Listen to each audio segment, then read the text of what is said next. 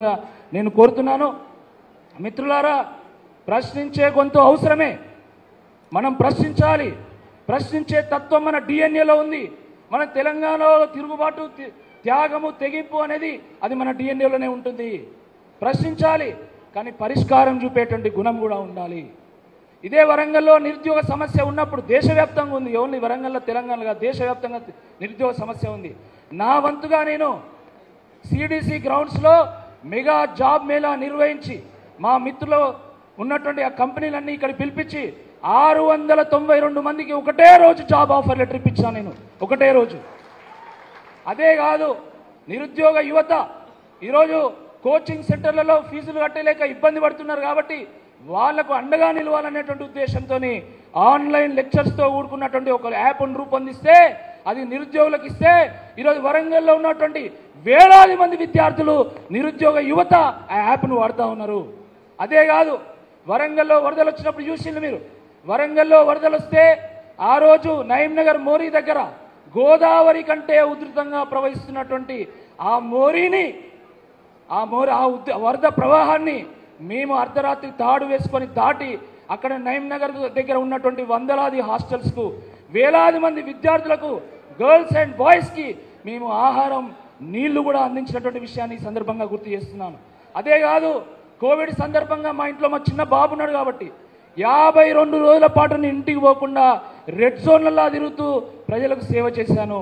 ఇవన్నీ ఎందుకు చెప్తున్నా అంటే, నేను ఓరుగల్లు వాసిని కాబట్టి, నా సర్వీస్ ఉన్నది కాబట్టి, నన్ను మీరు చూశారు కాబట్టి, దయచేసి ఇది ఓరుగల్లుకు వచ్చిన ఒక గొప్ప సువర్ణ అవకాశంగా మీరందరూ కూడా భావించాల్సిందే నేను కోరుతున్నాను. ఇది మన వరంగల్కి వచ్చినటువంటి అవకాశం. ఎంతోమంది నాయకులని మన ఓరుగల్లు అందించింది.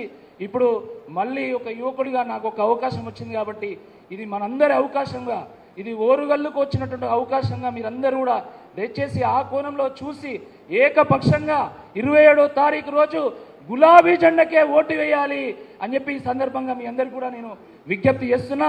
మిత్రులారా,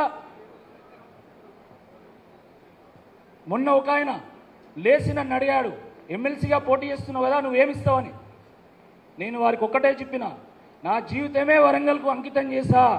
ఆ నిరుద్యోగులకు తప్పకుండా న్యాయం జరిగే వరకు పోరాటం చేస్తా.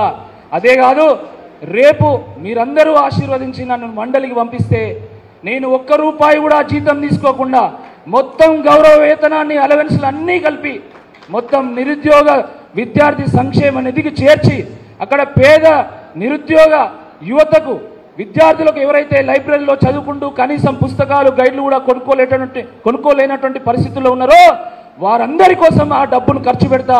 నా ఎమ్మెల్సీ ఫండ్ కూడా గ్రంథాలయాల కోసం, నిరుద్యోగ యువత కోసం, కోచింగ్ సెంటర్లో ఫీజు కట్టలేనటువంటి వాళ్ళ కోసం కూడా ఖర్చు పెడతా. ఈ ఓరుగల్లు అభివృద్ధిలో నేను సైతం పాలు పంచుకుంటా అని చెప్పి తెలియజేస్తూ, ఇంత గొప్ప అవకాశం నాకు కల్పించినటువంటి వేదిక మీద ఉన్నటువంటి పెద్దలందరికీ పేరు పేరు నా ధన్యవాదాలు. జై తెలంగాణ, జై తెలంగాణ.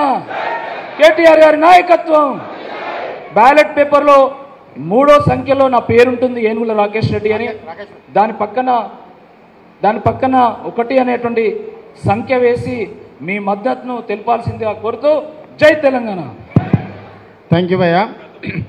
వరంగల్ తూర్పు నియోజకవర్గం నుండి ఈ సమావేశానికి పెద్దలు కేటీఆర్ గారి యొక్క రాకతోటి